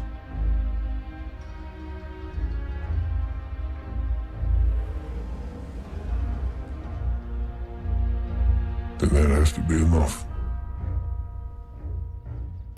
Now, this next part, Tommy had the honor to walk his daughter down the aisle after everything that took place. But the speech he gives, to say the least, he was full of. A long time ago, in another life, someone once told me that family is a man's Achilles heel, his greatest weakness. Maybe he was right. Because everything I've done, both good and bad, I've done for my family. Tommy again is being morally selective. Even his wife is looking at him knowing this. All jokes aside though, the bad for his wife and kids consisted of forcing them to leave what they always knew. But keep in mind his family only came about for his own need to even look in the mirror and say he did at least one thing right. And the bad for the Salieri family consisted of snitching and breaking a mirror to, what can we say, something good that happened in either of these two situations. Exactly, the speech was the half truth. But again, this was Tommy downplaying things to not look like a bad guy. Not to be that guy with what I'm about to say, but this is a classic snitch speech. Oh, it was for the family. Then what about the times of them not being in the life of his? He was just trying to right a lot of the wrongs. But with this, more telling things would show. I've turned my back on people they thought were my friends. I've kept a lot of hard promises. I spent 8 years. Now talking about his beard and his speech, he still ain't keep it 100. Stint would finally make him realize his faults. Now if you know about the Mafia series though, him taking a stand and what he spoke on is out there, still being selective when it goes back to his speech though. In his words, he says, quote, "Most guys get into this line of work because of a thirst for power. They don't care about anyone's rules of their own. This was why the downfall was what it was with everyone involved, including Tommy." He then says, "At all times we operated with layers of deniability. The boss passed the orders down the ranks, and each rank distanced himself from crime. Mugs like me and Polly took the risk, while the top guys sat comfortably and safely in their homes." And lastly, he gives the reason to why he told, going to say there's no such thing as honor amongst thieves. These men take oaths of loyalty, but to their bosses, these pledges are simply means to sanction murder and justify reprisals. It's more, but I ain't see family once. But he's playing selective, trying to shield everyone here to these stark truths. Again, trying to force family, being his weakness. Totally alone. Trying to find myself. So I could come home. A better husband. A better father. A better man. Now that I'm a lot older and just a bit wiser, I see that family is our greatest weakness, but it's also our greatest strength.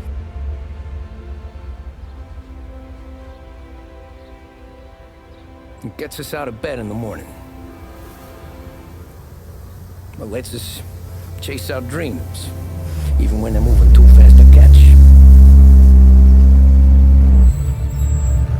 It keeps us from falling over. Even his death is telling. Deep down, he knew even with doing what he did still had him on borrowed time, and that he wasn't fully free. Hearing his real name will let him know, and the rest will be history. We're too tired to take another step. Mr. Angelo.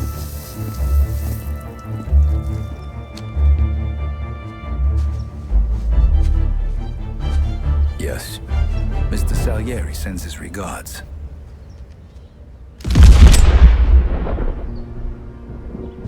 Tommy!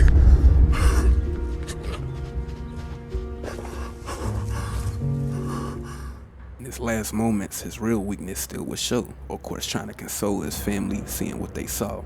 But this alone, he downplayed what he had to pay for, saying to them where he fell short in his life and what to always remember.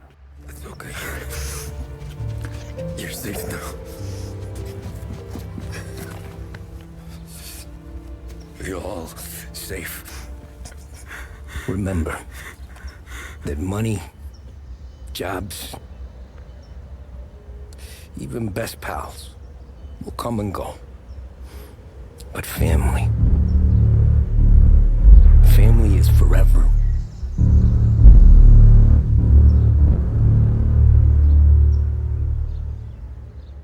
Tommy got into the life he did for all the reasons a lot do. When he was a normal guy, his moral was what it was, and that's fine. But going against that, instead of just letting his old mindset go and accepting being a monster, although that's a hard truth to swallow, he pointed the finger every step of the way to make him seem less bad from every small thing, or the big things. Tommy simply became a hypocrite, selfish, inconsistent, while still trying to juggle right and wrong. That's weak. No area can go unchecked in the life he chose, but this is why Tommy Angelo's biggest weakness is having selective morality.